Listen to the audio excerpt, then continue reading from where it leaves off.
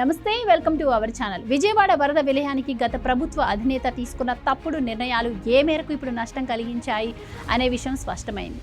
ఇప్పుడు బుడమేరు వరదకు గతంలో జగన్ రెడ్డి ప్రభుత్వం తీసుకున్న ఒక అనాలోచిత తప్పుడు నిర్ణయం కారణమే అని చెబుతున్నారు. అంతకుముందు చంద్రబాబు ఆధ్వర్యంలో జలవనరుల శాఖ చేపట్టిన దాదాపు 198 అభివృద్ధి పనులను ఒక్క సంతకంతో జగన్ రద్దు చేసేశారు. ఆ పనులు తాను అమలు చేస్తే పేరు మాత్రం చంద్రబాబుకి వస్తుందనే ఉద్దేశంతో జగన్ వాటిని ముందుకు సాగనివ్వకుండా రద్దు చేశారు. దాంట్లో బుడమేరు కాల్వ ఆధునీకరణ పనులు కూడా ఉన్నాయి. మరి జగన్ రద్దు చేశాక తాను కొత్తగా ఏమైనా చేపట్టారా అంటే అది లేదు. ఇప్పుడు చంద్రబాబు ప్రతిపాదించిన ఆ పనులను పూర్తయి ఉంటే బుడమేరు ప్రధాన కాలువ 15,000 క్యూసెక్కుల నుంచి 45,000 క్యూసెక్కుల ప్రవాహానికి తట్టుకునేలా ఉండగలిగేది.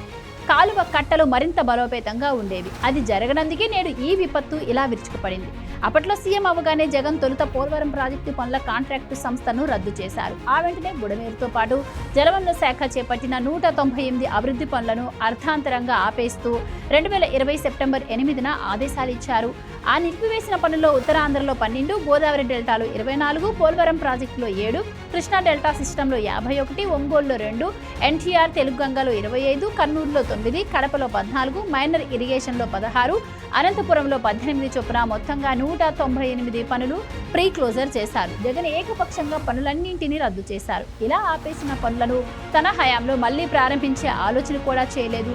రివర్స్ టెండరింగ్ అంటూ హడావుడి చేయడమే తప్ప దానితో ఒక్క ప్రాజెక్టును కూడా పూర్తి చేయలేదు. అధికారంలో ఉండగా అన్ని తప్పులు చేసి ఇప్పుడేమో చంద్రబాబు నివాసం మునిగిపోకుండా ఉండేందుకే బుడమేరు నది గేట్లు ఓపెన్ చేశారు అంటూ జగన్ అర్థం లేని వాగుడు వాగుతున్నారు. బుడమేరుతో సహా 198 పనులను జగన్ నిలిపివేసిన విషయం ఉత్తర్వులతో సహా ఇప్పుడు బయటకు రావడంతో బుడమేరుకు జగన్ శాపంలా మారారని విజయవాడ ప్రజలందరికీ అర్థమైంది. ఆధారాలతో సహా ఆయన చేసిన నిర్వాకం రుజువైంది. దీంతో వరద నష్టానికి జగన్ బాధ్యత వహించాలని డిమాండ్ వినిపిస్తోంది. కానీ జగన్ మాత్రం బుడమేరు పనులు చేపట్టాలనుకున్న కరోనా కారణంగానే పనులు ముందుకు సాగలేదు అంటూ తన సాక్షి పత్రికలో జగన్ రాయించుకున్నారు.